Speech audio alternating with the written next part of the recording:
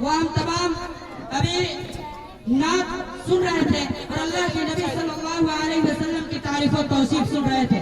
آئیے اب میں آپ کو اس میدان پر لے کر کے چلتا ہوں جہاں پر زبان و قلم کی اہمیت دنیا کے ہر دور میں مسلم رہی ہے.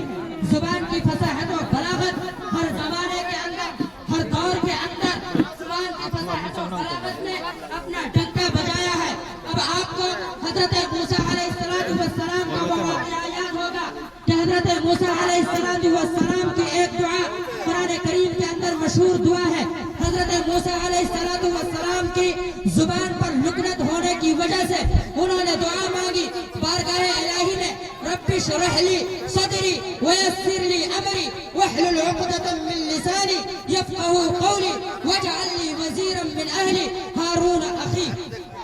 کہ رب کریم میری زبان پر لکنت ہے، میری زبان پر فصاحت و بلاغت نہیں ہے، اس لیے آپ میرے بھائی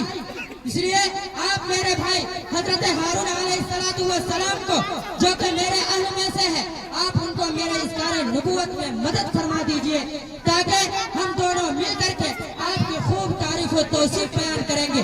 زبان کی فصاحت کی بنیاد پر، زبان کی بلاغت کی بنیاد پر حضرت ہارون علیہ السلام کو نبوت جیسے عظیم مقصد سے سرفراز کیا گیا. یہ سلسلہ اور آگے چلتا ہے. اللہ کے نبی علیہ السلام کا زمانہ آتا ہے.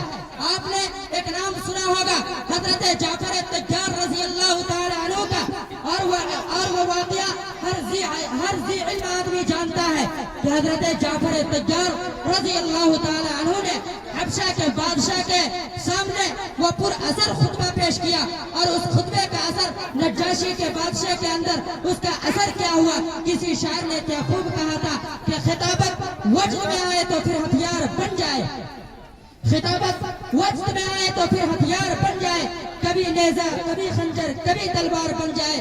خطابت کی گلفشانی مسلم ہے زمانے میں، خطابت کی گلفشانی مسلم ہے زمانے میں، یہ نجاشی کے آگے جعفر طیار بن جائے. میں اسی تمہیدی گفتگو